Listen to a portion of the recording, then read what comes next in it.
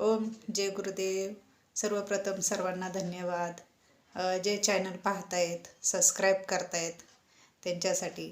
आणि खूप छान छान तुम्हाला माहिती मिळणार आहे, खूप उपाय मिळणार आहेत.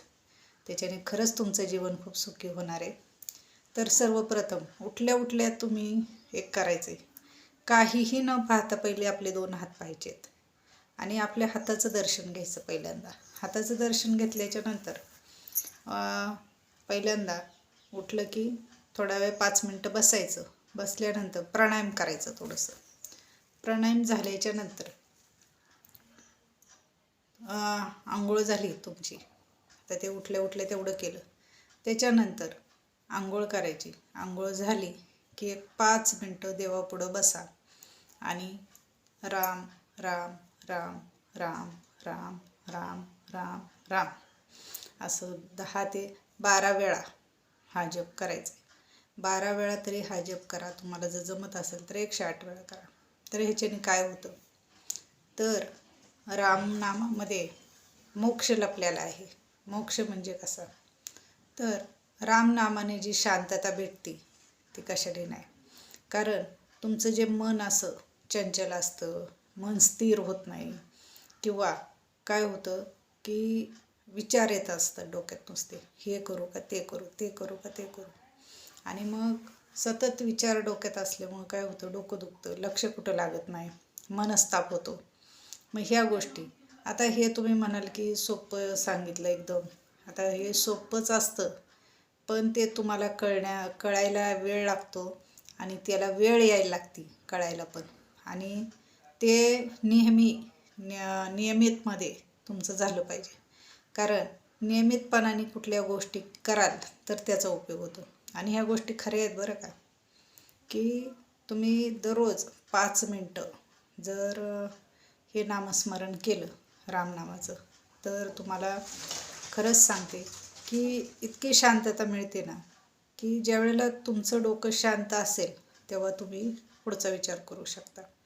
तोपर्यंत तुम्हाला कितीही काहीही सांगा, काही फरक पडत नाही.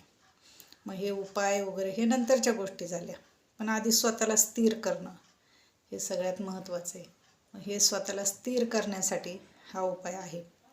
मग हे झाल्याच्या नंतर मग तुम्ही 5 मिनटं नामस्मरण करायचं. त्याच्यानंतर जे काय तुमच्या मनात विचार आहेत, किंवा काय तुम्हाला पुढं काय करायचं आहे, प्रगती करायची, किंवा काही विचार असतील, मुलाबाळांचे म्हणा, नोकरीचे म्हणा, कामधंद्याचे असतील, ते मग ते देवापुढे बसून बोलायचं आहे. देवपूजा करत असाल देवपूजा करा. आणि कोणी नसेल करत तर तुम्ही देवाला प्रार्थना करायला सुरुवात करा. कुळदेवीचं दररोज स्मरण करायचं. म्हणजे कुळदेवीचा जर फोटो जर तुमच्या घरात असेल तर खूप चांगलं, नसेल तर आठवण करायची, नाव घ्यायचं, प्रणाम करायचा, आम्हाला सांभाळ असं सांगायचं. अशी दररोजची सवय ठेवायची. आणि सुरुवात गणपती देवापासून करायची. तर गणपती बाप्पांना प्रथम नमस्कार करायचा. त्याच्यानंतर देवादिदेव महादेवांना आणि आई कुळस्वामिनी तुमची जी असेल ती, माझी तुळजाभवानी. तर मग अशा पद्धतीने सकाळची सुरुवात करायची. आणि जे तुमचे कुळदैवत असतील, तर मी सहज माझे सांगितलं, पण तुमचे जे असतील त्यांचं नाव घ्यायचं. सर्वप्रथम गणपती देवांचं, आणि त्याच्यानंतर तुमच्या कुळदैवताचं, त्यानंतर पितरांचं स्मरण करायचं आहे. तुमचे जे काही गेलेले पित्र आहेत, काही तुम्हाला माहिती नाही त्यांचं सोडा. तुमचे कोणी आई वडील असतील, कोणी गेले असतील, आजी आजोबा. आणि स्त्रियांनी काय करायचं, माहेरचे जरी कोणी गेलेले असतील ना, त्यांचीही आठवण करायची, त्यांनाही नमस्कार करायचा आहे. आणि नमस्कार करून तुमची कृपा आमच्यावर राहू द्या असं सांगायचं. तर असं जर तुम्ही दररोज केलं तर ह्याला वेळ किती लागणार आहे माहिती आहे का, 5 मिनटं. पण तो 5 मिनटं आपण न दिल्यामुळं आपल्याला जीवनात खूप दुःख भोगायला लागतं. पण तुम्ही म्हणाल हे लगेच होईल, लगेच होत नाही. आता मी तुम्हाला सांगितलं, तुम्ही ह्याची सुरुवात करेपर्यंत किती दिवस जातील माहिती नाही. आणि जे लगेच करतील, ज्यांचं म्हणतात ना आता दुःख संपायची वेळ आली, ते पटकन हा उपाय करणार आणि खरंच त्यांना फरक पडणार. आणि ज्यांना खूप दुःख आहे, खूप दारिद्र्य आहे आणि कधी निघेल ह्याच्यातून ह्याची जर वाट बघत असाल ना, तर ही लगेच सुरुवात करा. मी खूप सोपं सांगितलं आहे तुम्हाला, पण ह्याच्याने किती फरक पडणार आहे हे तुम्ही बघा. आणि हे खरं अध्यात्म आहे, हे खरं शास्त्र आहे आणि हे खरं ही दैवी शक्ती काय असते की ह्याचे तुम्हाला अनुभव घेता येतील. मग मी म्हणत नाही की लगेच तुम्हाला दैवी शक्ती, आधी तुम्ही स्वतः दैवी शक्ती अनुभवण्याच्या ह्याचे तरी म्हणजे त्याच्या तुम्हाला अनुभवता येईल ती पात्रता तुमच्यामध्ये येऊ द्या. त्याच्यानंतर ह्या गोष्टी तुम्हाला जाणवायला लागतील. पण शुद्धीकरण करणं महत्त्वाचं आहे. तर मग ह्या अशा पद्धतीने आधी तुमचं शरीरातली अशुद्ध हवा बाहेर निघू द्या. नंतर दररोज प्राणायाम करायचे आणि त्याच्याने इतका फरक पडतो. उठल्या उठल्या तेवढं करा. आणि कोणाला नाही जमलं तर रामनामाचा जप करण्याआधी प्राणायाम करून नंतर जप करायला चालू करा. हे झाल्याच्यानंतर तुम्हाला सांगितलं त्या पद्धतीने दररोज कुळदैवतेला नमस्कार, आपल्या पितरांना नमस्कार. त्याच्यानंतर ह्या गोष्टी जेवढ्या तुम्ही कराल ना तेवढं खूप चांगलं आहे. अजून तुम्हाला काय काय सांगायचं आहे आणि खरंच खूप महत्त्वाचं आहे. आणि हे ज्या वेळेला आहे ना, आत्ता तुम्हाला अवघड वाटतं, जे करत नाही त्यांच्यासाठी, जे करतात त्यांना ठीक आहे, पण आत्ता तुम्हाला कठीण वाटेल, पण ह्या गोष्टींची सवय होईल काही दिवसांनी. आणि दुःख हळूहळू कधी कुठं निघून जाईल कळणार पण नाही. कारण दुःख हे सगळं मनात असतं, बाहेर नसतं कुठं. मनात दुःख आहे.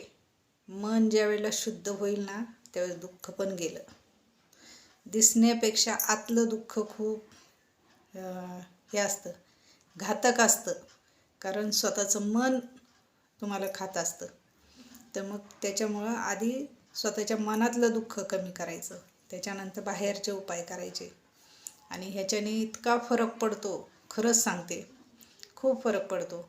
आता हे मोठे मोठे योगी आहेत किंवा सगळे तपस्वी आहेत, ते असंच करतात. ध्यानधारणा कसे करतात, त्यांचं मन स्थिर असतं ना, म्हणून ध्यानधारणा करू शकतात.